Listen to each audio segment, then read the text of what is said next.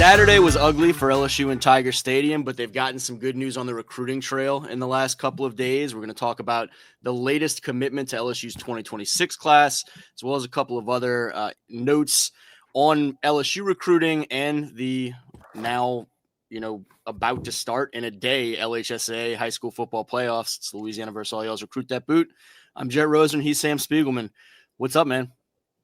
Man, just jealous that I don't have a beverage of any sorts, whether it's water, coffee, Gatorade, alcohol, anything would be sufficient at this point. You can even mix and match. Could be, Right. an Irish coffee situation. I would take it gladly. So, I mentioned, look, we're not going to talk about what happened Saturday night against Alabama. Not much. That's not really what we do here anyway. But the positive news, certainly for LSU football, or, one of the notes is, as Brian Kelly has talked about in the wake of that disappointing loss, is there's a lot of positives in terms of the direction of the program overall over the last few years, and particularly when you look at this 2025 class that's committed. And now the 2026 class on Tuesday adds its fifth member, a guy that we've talked about, I don't know as much on here, but we've certainly talked about off air quite a bit. And Kenny Darby, the airline receiver who's putting up insane numbers up there for the Vikings. I think he's up over 1,400 yards now heading into the playoffs. And so LSU gets its first non-New Orleans 2026 commitment. And it's a guy from up there in Shreveport who I think LSU fans should be real excited about, man. It wouldn't even make sense to talk about the LSU versus Bama game since I saw maybe 13 seconds of it. But as we spoke about before we logged on, I was busy chasing my niece around my living room, around my yard, keeping her away from the barbecue as I tried to make dinner for my family. So putting that game on in the fourth quarter was an absolute shock to me. I had to play catch up. I'm still honestly playing catch up because I didn't see much of the actual game. The 13 seconds you saw, was it when they finally scored a touchdown with 11 seconds left? Were you the good luck charm that finally found the end zone? It actually was seeing the touchdown. I was like, wow, this is not what I anticipated. So let me hear what the announcers are saying and try to play catch up. And LSU did score while I was watching. But yeah, no, to the topic at hand. Obviously, I knew that Kenny Darby was going to LSU that week. We have talked a lot about Kenny Darby, and we had a hunch that he was going to commit after picking up that offer over the weekend. It was obviously a big move for LSU to get Kenny Darby on board. One, because they had their whole foundation of that 2026 class that you referenced, the New Orleans foundation. And it was good for them to kind of extend out of their branch out, continue to build that foundation outside of the 504, and do so with a guy that is obviously, as you have pointed out multiple times on the podcast, is leading the state in receiving, and in doing so has the buzz around the state going into the postseason that begins. Like, my head is exploding tomorrow. We're finally here. We're finally into the best part of the season. And to get Kenny Darby on board after a loss, it kind of makes you forget if you are an LSU fan, that the loss happened because there was only so many, after effects of that loss that are going to go positive. It's about to get ugly in certain aspects for the 2025 class. But to see that the future is still bright, to see that things do not get determined largely by one game, to get the leading receiver in the state of Louisiana, someone who is a complete stock-up candidate, someone who is completely drawing the eyes and ears of the state, to salvage that moment is absolutely awesome for LSU. His recruitment is far from over, but to get him on board now, you're always playing from ahead at this point. He is a phenomenal player. Someone I can't rave enough about as a player and also as a person at this point, starting to really grow on me in that regard. Just kind of, one of those kids that you're definitely going to be rooting for whether he goes to LSU or whether he's suiting up for the Jacksonville Jaguars or New York Jets in a couple of years. Just absolutely phenomenal kid, great addition to the foundation of LSU's 2026 group, especially in the state of Louisiana. He's a young guy that has been so excited to see some of the attention finally start piling up. He had a phenomenal few games as a sophomore, but missed a lot of sophomore year hurt. And so, I mean, look, going back to 7-on-7 tryouts last winter and trying to figure out what Louisiana had in terms of wide receiving talent and who would be key pieces to possibly get that weren't already kind of a part of the Bootleggers organization. I had watched some of his clips and said, all right, we got to get that airline kid to tryouts if he's around when I go up to Shreveport. And he showed up, and there was a need for a guy that could go up over DBs and win 50-50 balls, turn those into, 70-30 balls and whatnot downfield. And Kenny very quickly went up over a really good corner and made one of those plays that was the highlight of the day to that point. And I talked to him and said, yeah, you've got a spot when you want to play. And he continued to make plays like that throughout that day. And you could just feel the excitement of his playmaking ability and what he brought to even that, that tryout situation without a whole lot of folks in the stands other than some parents and whatnot. But also his excitement to just be back out there after having to be sidelined so much of the fall. And then he comes out this fall and has built on that in such a huge way that he's just been so eager to attack anything that's thrown his way. And when he backed off of that Mississippi State pledge a week ago, it felt like that LSU offer was coming Saturday and that the commitment was coming shortly thereafter. And I was kind of laughing with a couple of college coaches from other programs that were making sure to get those offers in quickly.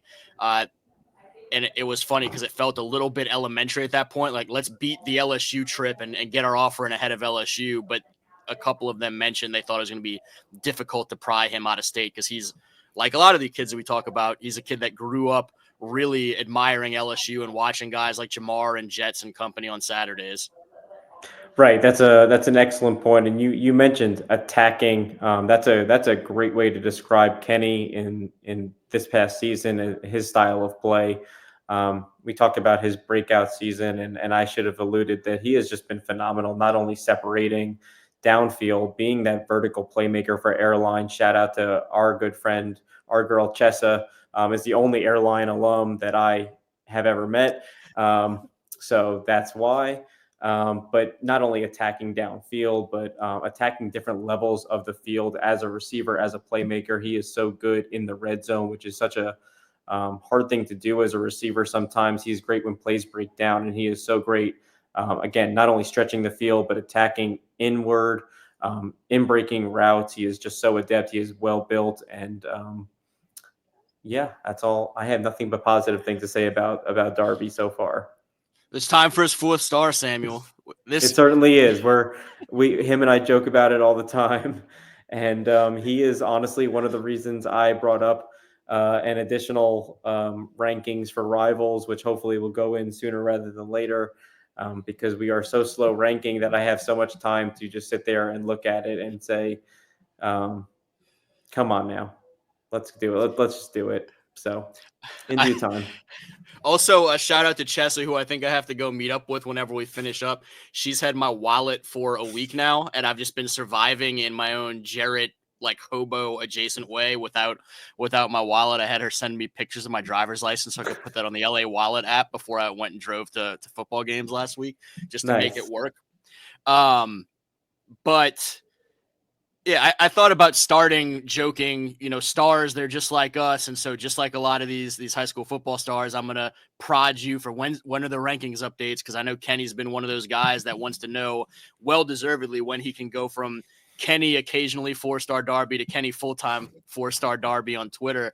Another guy who a guy that I saw on Friday, folks in Senla are pushing, when can JT Lindsay be a 5-star? I don't know if that's going to be one that happens, but I did want to shout out JT, who every single time I've seen him, looks that much better than the last time I'd seen him, and was phenomenal again in week 10. I think as we get to the back half of this episode and talk about some guys we're looking forward to watching the playoffs, he's someone that, just like Kenny, is positioned to have a hell of a playoff run. That if folks haven't had a chance to see him live for the Trojans, JT Lindsey's been phenomenal. I know you saw one of the highlights that I tweeted out on Friday, where he kind of ran through 2 defenders' arm tackles and then spun off a third and was just gone. As you watch more and more of JT's highlights hit Huddle or Twitter or whatnot over the course of this season, how impressed have you been with his senior run? Very few times have I had to call members of our ranking staff and say, even after the additional bump that he is going to receive, I still think we underdid it, because he is having such a stellar season. Very often do I say, do I have those phone calls when you see someone and they're just having a sensational senior season. I say it all the time. It is the most important part of an evaluation process, and JT has stepped up for Alexandria and his stock and then some. He has been so absurdly strong, with showing off his contact balance, running through defenders, showing his ability to separate. And we talk about long touchdown runs. JT has put them together against some of the most stout, some of the most sound, some of the most physical defenses in the state of Louisiana. We've obviously talked we are in so many threads together, just waiting to see if and when Alexandria is in the Superdome, if he continue to step up in these big moments. And again, we're so fortunate that you have gone and seen him, Jarrett, because it has just given the tape more life. He pops not only on the field, he pops off the camera as you film him for Louisiana versus all y'all. And we are very appreciative, because obviously our good friend Brent McCormick, we can't literally take anything he says seriously, because he is so unfortunately partial, and it's absurd. So we are grateful for you, and shout out to Brett. I'm obviously teasing him, but also being so sincere in this moment. JT, man, this is what you want to see. Yeah, Brett's been very excited. His first year working over at Alexandria Senior High, the first undefeated regular season in Alexandria Senior High history. And the way that those guys brushed that off and said that's not their goal. Their goal was not to be 10-0. Their goal was to hold a trophy in December in New Orleans. I had to give credit to Coach Bachman about the messaging and the effectiveness of the messaging, because every guy on that team is lockstep with everything that they say. I also, in my little weekend roundup over on the Bengal Tiger, noted a little exchange with JT after the game, and I don't know if it was a young family member, a young fan, but saw his left elbow and forearm kind of bloodied a little bit and said, what happened to your elbow? And he just looked at the kid with a little JT smile and said, well, they were trying to hurt me out there, but they couldn't, because I'm a warrior. And that's been kind of JT, man. You mentioned that 2-5A district is nuts. You may have 3 of those teams end up in the Dome this year at least. I mean, West Monroe is a solid lower seeded team that could go on a run, but I think you look at 2 or 3 top 2 seeds in their respective brackets in Ruston, Neville, and Alexandria. And so watching what those guys do in the postseason will be really interesting. Another running back I know we've both loved for the last couple of years that I had a chance to see on Thursday and wanted to shout out Jaden Miles. We talk so much about the 25 running backs and the 27 quarterbacks. There's going to be some really good running of the football for years to come in Louisiana high school as well. Once these 25 guys graduate, Jaden Miles, the sophomore for Catholic High, possible Dome matchup for Alexandria at the end of all this. If they can get through Carr and some of the other teams in the top half of that, Jaden ends up with a school record in rushing touchdowns and overall points by an individual on Thursday night against Zachary. He rushed for 6, caught another, threw a little Tebow jump pass for a 2-point conversion. And so I think some folks had started to realize a little bit about Jay Miles, but if not, then this was as much of a breakout performance as you could ask for. And he's someone that I think in that 2027 class looks like one of the top prospects in Louisiana, along with those QBs. Yeah, let's not make a mistake about it. This is the Kenny Darby tribute episode. as it but we says up in the have, top. Yeah. as it does say so eloquently on the top of our screens. But Jaden Miles is the real deal. We got to see him week 1 in the torrential downpour, and that was his wake-up game. If you didn't know about him then, he was letting you know about him, week 1. That's been a theme for Catholic. He has been absolutely stellar running the football for them. He has such a physical running style. He is well built with his frame, with his burst, and he's a workhorse running back in which the more you feed him, the stronger he gets, which is kind of a rarity in today's football. So we love to see it. We love that he's a cur dog because that fits their style, their physical running style. He's always going to have a big, tough offensive line, but he's a menace not only behind that line but out in space. He's someone that we've been hearing about around that team, that he is going to have his moments, and to see it come to fruition when it has. It's been so stellar to watch. Very likely going to be the top running back in the state of Louisiana, and he's showing that early on. And the great thing about Catholic is, you think about Darius Geis and Clyde, and obviously our boy Barry just did it so recently, but they have 3 and 4 year careers at that program. So Jaden's going to he's already a big part of that offense. We're hopeful he has more of these insane moments like he just had against Zachary last weekend in the playoffs and potentially in the Superdome. But what a year capped off by a week regular season finale that, as we're looking at my phone is buzzing. And I'm looking and I'm like, what the heck's going on out here? And I'm just, to bookend the beginning of the season, what he did in the downpour against a very, very good Destrehan defense, to now bookending it with that performance against Zachary. Give me a break, Jaden Miles.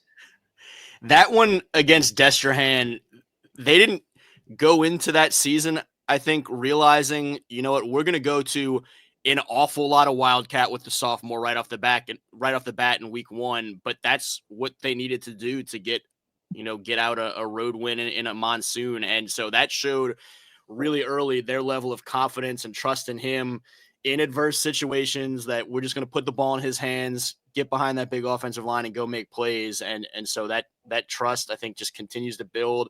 He seems like he's continued to mature from talking to him last year to this spring to preseason to that week. And now week 10, it seems like he's just maturing into so much more of a steady leader for that program. And then, is the kind of the ringleader of an unexpected almost 130-point performance between those two schools that I was not what I had bargained for when I showed up to the corral that night. One more kind of big recruiting note, out of state, but LSU relevant before we get into some of these brackets. It's been kind of the national storyline, is all of the anxiety of how strong is Michigan's push about to get down the stretch for Bryce Underwood, the face as much as anyone of that 2025 LSU recruiting class, the phenomenal quarterback from up there at Belleville, Michigan, right down the road from Ann Arbor. I know the latest news is everybody's favorite Wolverine, Connor Stallions, is apparently on the Belleville staff now for the postseason run. And so throw a weird curveball into the mix there on top of everything else. But I think I feel as confident as you can in recruiting and in NIL recruiting that LSU remains really strongly positioned for this guy down the stretch. I know you just wrote about him a couple days ago. What's kind of your feel as we get into the final weeks of this thing? Yeah. This probably wasn't the outcome of the game that, LSU fans were hoping he would see when he returned to Baton Rouge. But after talking to a lot of sources over the weekend, there was a sense that this went about as well as it could have went for Bryce Underwood and his camp returning to Baton Rouge for an nth time since he's committed. He has only made this string of visits publicly to LSU. I don't know if he was on campus in Ann Arbor, if it broke the streak, but for as far as I know, he hasn't been to Ann Arbor. He has only been to Baton Rouge. And again, leading into this weekend, this was an official visit.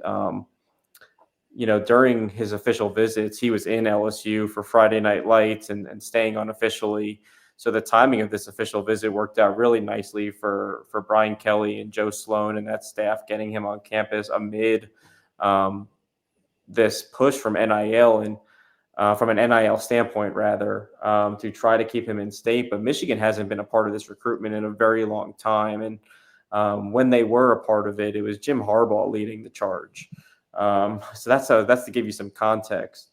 And leading into this visit, maybe when I heard some of those reports, the LSU side has never really blinked. They've always felt good about where they were positioned with Bryce Underwood, because of that relationship with not only BK but Joe Sloan, our buddy, is, he's been leading the charge for this, and he's been people say he spends a lot of time in the Midwest, and I think we're seeing why. That family loves Joe Sloan, and this weekend again, I think it's solidified a lot of things for LSU as far as his future. He's set to sign in a couple of weeks. My confidence rating going into this and after is 9.8. If I'm, that's what I would put it at. I think the NIL side for Michigan is real, and I think LSU has NIL too. They've shown that some of their athletes have thrived in that setting. So I think getting, again, not to keep beating the same points home, but the confidence in Baton Rouge, the timing of this official visit, and the buzz in and around the Bayou, as you're very close to it right now, is all pointing up for LSU with the number 2, number 1 player in the country, depending on where you look. And I expect him to sign with the Tigers in a couple of weeks. You talk about the Underwood family loving Joe Sloan. What's not to love about old Joe Sloan when the mayor's rolling into town and ready to talk some ball with you? I had a chance to be around Bryce a good bit with the whole team flow 7-on-7 experience. And I mean, that was something that a guy from Michigan decided to go play with a different 7-on-7 team for this big event because he wanted to be around and spend some time with and build some chemistry with Harlan Berry and Teron Francis and all these guys that are going to be his teammates, or, theoretically going to be his teammates at the next level. And the level of leadership maturity he showed on very quick notice, meeting some of them for maybe the most extended period of time they've had a chance to spend together, or other members of that team that he was meeting for the first time, and the way that everybody kind of gravitated toward him and vice versa, and the time that they spent together. And hearing him talk some about recruiting that week, I think you could sense some of the level of maturity and long-term focus we've seen said about him time and time again. The fact that he's more worried about preparing himself for the NFL than he is about whatever differential there may be in an NIL bag. And whatever differential that is, LSU, to your point, has money that they're going to try and match as best they can, certainly. And LSU is starting to put together a little bit more of a track record of sending quarterbacks not only to the NFL, but guys that can go in there and be difference makers right away when they get to their professional team. And so, yeah, without having personally talked to Bryce in a while about it, I just knowing his kind of approach and mentality with stuff, and also knowing some of the LSU side, I think that regardless of what former staff members from Michigan or, schemers from Michigan end up a part of that Belleville staff, that there's a higher likelihood that we see Bryce stick with his commitment and sign with LSU here in a couple weeks. Yes, I did forget to address the Connor Stallions element of this all. I think it's hilarious. I think it's hilarious, and I think it's like it makes for great page views. But what do I make of it? Absolutely nothing. I mean, what do you make of that? Funny, Yeah, I was going to ask you if there was a one adjective that kind of popped out. I think that adjective is clickbait. Is a lot less concerning and a lot more funny, wacky, whatever, for a guy that really became sort of the face and the punchline of of just drama and scandal in the NCAA there for a good stretch. If that's kind of your ace in the hole on the situation, Right. then you're in pretty dire straits. Yeah, if Sharon Moore is like, "Hey, let's get Stallions on this to seal things That's the up," guy. that's it's like, "Hey, should we call McGruber up in case this thing is gonna blow up or something?" I don't know, but Let's how do you want to jump into some of these playoffs? I mean, do you want to hit bracket by bracket and say just a thought that pops out about each? Do you have that for each of them, or how do you want to roll through some of this to just touch on it? we could go bracket by bracket and hit like a point or two. I would say I have 3 points on the D1 bracket, but that's just because I'm partial. But I got stuff on a few, and you could lead the way on some that I don't, and I'm fine. I'm fine, kind of hitting the highlights, and we'll get into each because we're gonna talk about the playoffs each week for the rest of the. We're gonna talk about playoff standouts. That's all that's going on. So it gives the entire state a great spotlight over the next couple of weeks. So let's as we have in other instances like this, start with some of the smaller class divisions and work our way up and kind of finish with a bang. I know Division 4 non-select from a recruiting standpoint is probably not the one that you would be paying as much attention to as some of these others. There's some really good small school, in a lot of cases, rural football teams, and Haynesville is the leader of that pack. They've got a Mississippi Valley State kid that I really like a lot, and Kazavion Woods, the linebacker up there for the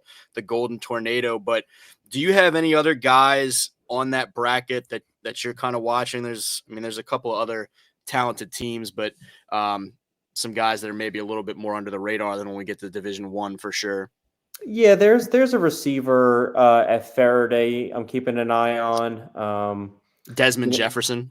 Yeah, the issue is just some of those offers. We need to see the actuality of it, but that's a great player I'd like to see in person, kind of gauge where he is, where he should be fitted among the state for as an underclassman receiver.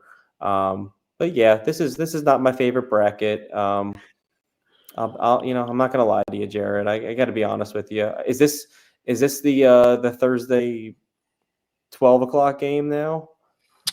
I think it's 12 o'clock. It's definitely on the Thursday. I don't remember the exact schedule. I saw they shifted some times around with this, which Saturday is going to be like a high octane doubleheader now, which I can, as we get older, Jared, that's something I can get behind. That's the older I get, ... segment.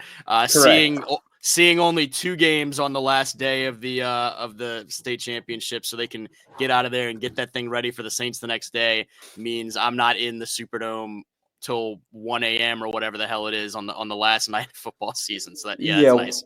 Usually I get lost leaving on the last night too. And yeah, look, the staff is ready to get out of there quickly. And they kick us out of exits. They'll direct you but that's not where I am. So I fall for it because I can barely eat. I can barely see straight at that point. I haven't eaten in hours.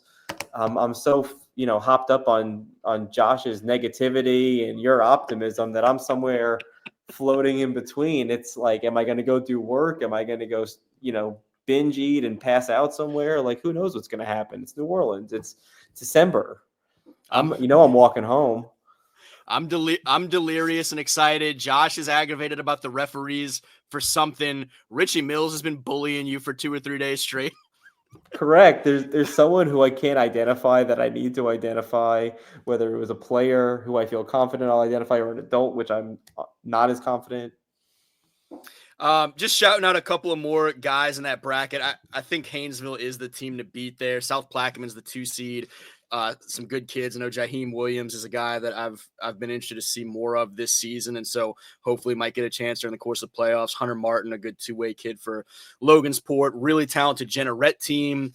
Dominic Lewis, a senior I really like. Divine Duhan, Morris Lee Walters and company. Some of the younger guys. That Jeanneret team's got a lot of guys that I think we'll be talking about as college players, whether in 25 or on the way through that roster. But Division 4 select is one that we talked about a little bit more last week because there's some high-end college talent in this bracket, and there are some phenomenal high school football players that we're going to see find homes somewhere.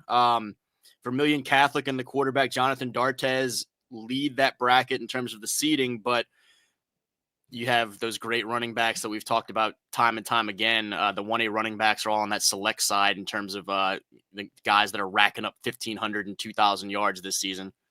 And in fact, what I highlighted here for you, Jared, is not the first round matchup, but a potential second round matchup. Oh wait, not a potential quarterfinals matchup. There's LZ there's versus some good one. Lasty. Yeah, look at that potential in the quarterfinals. That's something that could really decide, which dad bod running back really, gets that scholarship spot at the end of the day. There are, I mean, for a Division IV bracket, you start to get a couple of nice matchups the first round. Really, the second round starts to pick up. And by the quarters, you're talking about bangers top to bottom. Everywhere in the quarters, you could potentially end up with some really great matchups. But even in that you could have a second round Southern Lab going up to St. Frederick, a couple of schools that have a lot of playoff history. You could have Ouachita Christian, a perennial power, versus Catholic Point Capee that started the season 9-0. Hamilton Christian has Javen Vital, the fantastic all-around player in that 27 class for the Warriors, that those guys would, if they win, be going to Riverside. Opelousas Catholic back healthy now toward the back end of the season with Roger Tesano and company going to Ascension Catholic. And then, you get on to the quarters, and that one you talk about stands out, and they're great all over the place in Division IV. That's one of the brackets I'm probably most excited about.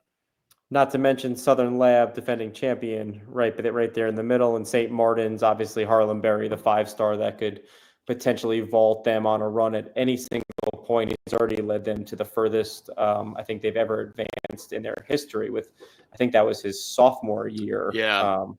So this could be, this is his lights out, ride him. It's the last couple of games of the season, Jared, just ride 25 until Superman's cape, wears down. Well, when it's the last games of the season, you can't hold anything What do you back. do? You can't. You can't. Division III non-select, it runs through beautiful downtown Vatchery. The top of that bracket, St. James.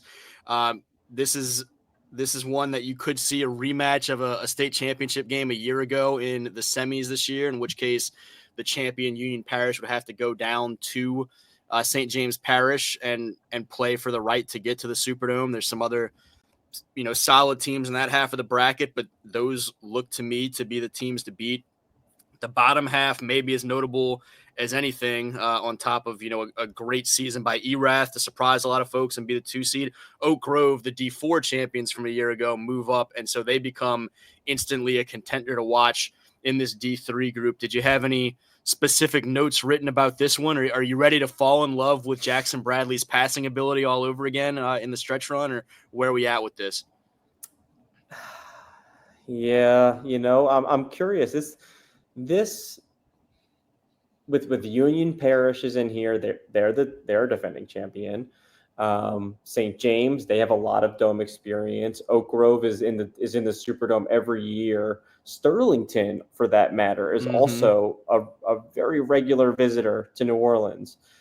I don't think this bracket is going to go chalk, and if it does, it'll be because St. James has the experience that we're just referring to. But there's a lot of potential shakeup with the 5 seed here, with a 6 seed on the bottom half. This could be a little bit, and Oak Grove, of course, obviously has a bye, but Oak Grove has a history, a trajectory. So I'm curious. This has some potential for shakeup here. That St. James team is extremely talented, and there's an expectation for that program year in, year out to get there and to go compete for state championships. But it's a younger St. James team. A lot of sophomores. I mean, you have some freshmen being called upon in big ways, not a ton of seniors in that starting lineup. And so watching how they handle some of this will be interesting. But, fortunately for those guys, they do get home field advantage theoretically all the way to New Orleans. And so that's a nice change of pace. We'll see how it all goes. On the select side, another one that the last couple of years, it's been as intriguing of a bracket as any when you look at the Calvarys and Dunhams and Isidore Newman and Episcopal and so on. And then you watch Bunkie, their resurgence over the last couple of years to be as good as that program's been in decades. And now LCA comes back down from its stretch in 4A. And so this one, where I think you went into the season looking at, okay, Calvary Baptist is probably the team to beat again, but Dunham and all the strength that they're showing with Elijah Haven, an undefeated still Isidore Newman team along with those Dunham Tigers. And then LCA that has had some ups and downs, but it has all of the firepower in the world still on offense and can get after opposing quarterbacks, certainly on the defense, and create some havoc in terms of their pass rush and their ability to create some turnovers. So when you look at D3 select, you think the Cavs can go repeat, or what are your overall takeaways from this group? I am so stoked for this bracket this year. Obviously, with Dunham, Elijah Haven, that's a big bully on the block at the top seed. But look, LCA at number 9 and Notre Dame at the 8th seed. That kind of begs for a big quarterfinals matchup for potentially Dunham to have to deal with. So they're going to have to earn their right to the Dome. But obviously, Coach Weiner has experience getting his team there, and they've been there with Elijah as an 8th grader, so he got to see it. So that experience might rear itself again. But Calvary in the 3 seed and Newman, we have to talk about Newman. Newman can't be looked over. This has been kind of the story of the year, and Stu has them with a first round bye. This is not stuff that we normally talk about with Newman.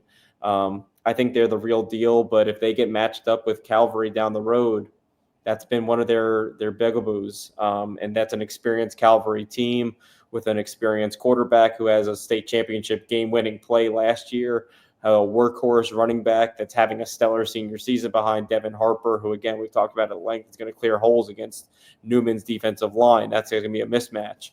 So I'm rooting for Newman to get there, but I think the Calvary is going to make the road tough on that half of the bracket. And I'm curious to see if Elijah Haven can continue his stellar sophomore season. But remember, he's a sophomore. He's got some big tests along the road with LCA and Notre Dame down the road. Yeah, some great teams all over that bracket. We talked about a bunch of them, and then you've got the Tangy teams in a meet and Jewel Sumner, a couple of other North Shore area teams in North Lake Christian, Pope John Paul II, Catholic New Iberia having a great season. They're the 7 seed in that bracket, and so up and down.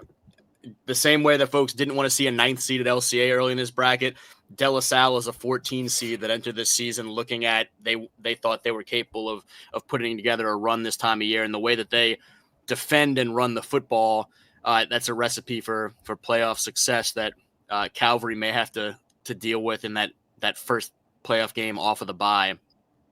Getting into some of the bigger schools, D2 non-select, once again, feels like as wide open of a bracket to me as any. I feel like it's kind of bottom heavy in the sense of, 9 of the top 12 or 13 likeliest champions to me are all in that bottom half of the bracket with Lutcher, North DeSoto, Cecilia, Opelousas, and that list goes on.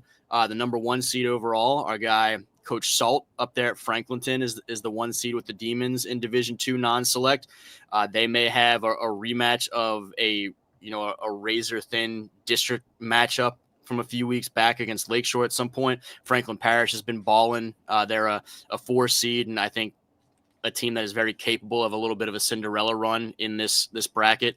What catches your eye about D2 non-select? I love Lutcher being in the 2 seed. I think that Coach Jenkins has a really good team again this year.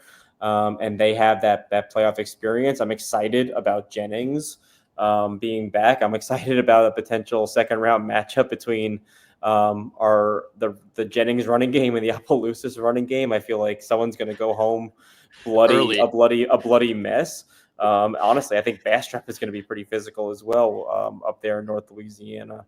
I'm really intrigued by this bottom half of the bracket. Some of these matchups, I think even Lutcher versus Cecilia, I know that we love talking about Cecilia. Obviously, we love Simon and Garfunkel, and we love Cecilia. So it goes hand in hand for the playoffs. So I think there's some fun matchups, and I think this championship game is always a fun one. Always excited to see Westfell in there. Wassman has a lot of talent, and they're very well coached. And Franklin Parish with the bye, they got some dudes on that squad. That if they get into the semifinals or quarter, sometimes talent wins out, and always a fun surprise to see who makes it to the state championship game out of this bracket. Always a fun something to look at for besides some of the normal powers that normally get there. Yeah, that one's going to be a lot of fun. And when I talk about someone's going to be going home early between Jennings and Opelousas, I mean literally everyone in the stadium will go home early that night because they're just going to run the hell out of the ball. I know for a fact, I know that there is no way any kid on the Cecilia roster is going to understand your Simon and Garfunkel reference. I don't know how many of the coaches on the staff will.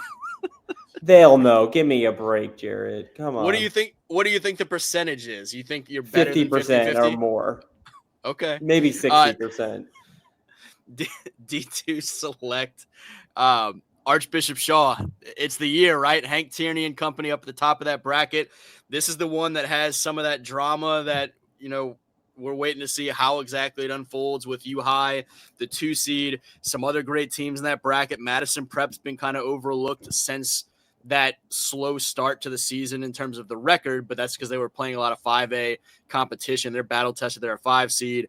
List goes on. I mean, Edie White's there as a 3 seed. Jalen Coleman for Vanderbilt Catholic, a 6 seed. A good John F. Kennedy team. And now at this point, I'm just kind of listing everybody. But I know there was a potential kind of different quarterfinal matchup along the way that you were pretty interested if it does pan out, that you would have some intrigue in watching a traditional public school versus a traditional private school that we don't ever see play.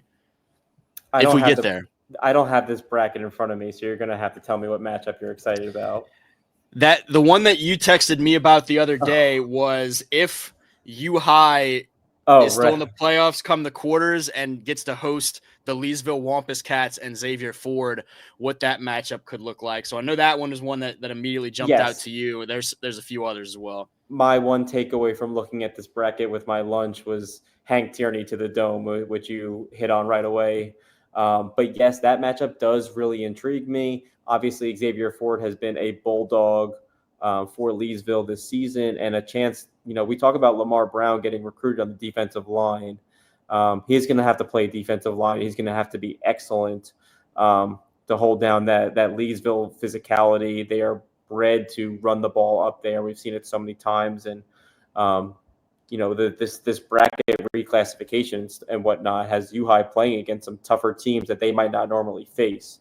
This would being one of them that I would keep an eye on. Now, I'm happy that they're in the 2 seed. I'm happy that they're going to be in the postseason, and I think that they got a shot. But if they do end up making it past Leesville, they're going to be battle tested for sure. In D1 select, this is a place where I think the top 4 seeds to me are, if not the 4 best teams in the state, 4 of the top 6. And that's Edna Carr, Alexandria, Acadiana, and Catholic Baton Rouge. There's a lot of other, capable competition in that bracket. The entire Catholic League, STM and Turlings come up.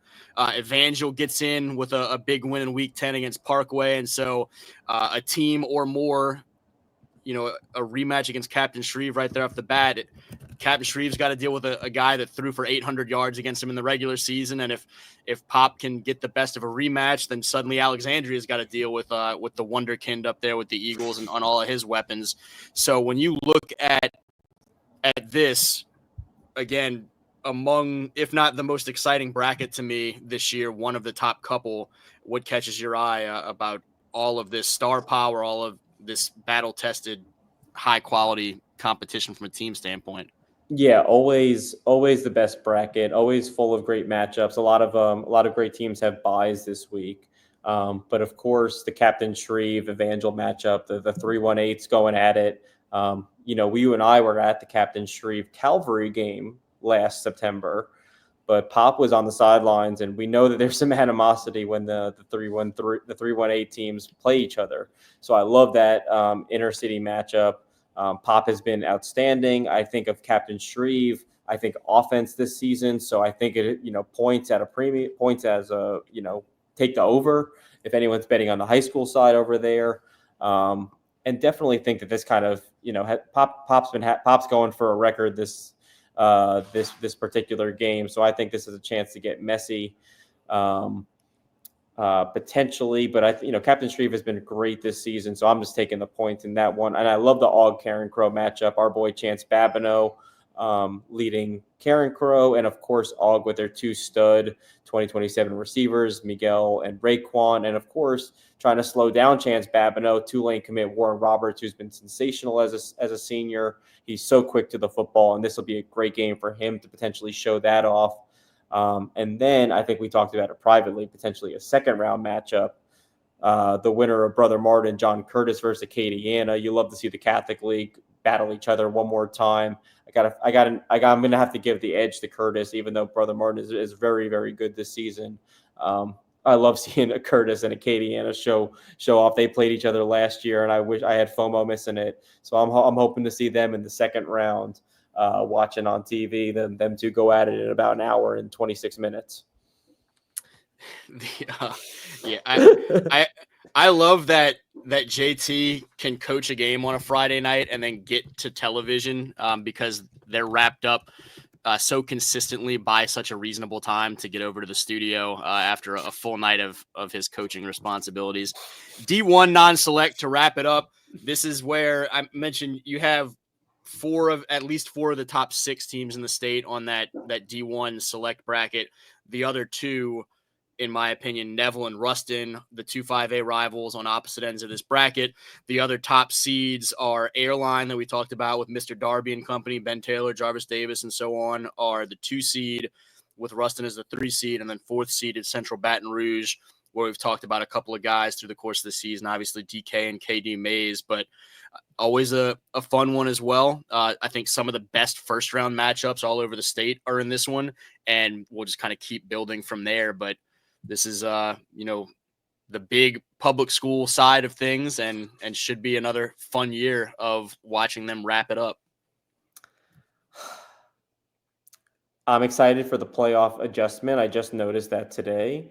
I'm excited to see how that goes, and I think that like my energy level on that final Saturday of the season, which is always at peak high, is going to be even more peak high with knowing that I won't be going to bed at 3 a.m. because I got locked in the Superdome, or I had to take an alternate route around the stadium 2.5 times to figure it out.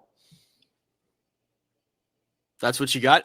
Do you think we get Neville Ruston again? And if so, do you think Neville can go 2-0 against Ruston in the same season? Well, when was the last time they faced off in the Superdome? We haven't seen Neville in the Superdome in some time. I don't know that they've ever faced in the Superdome. Which would be huge.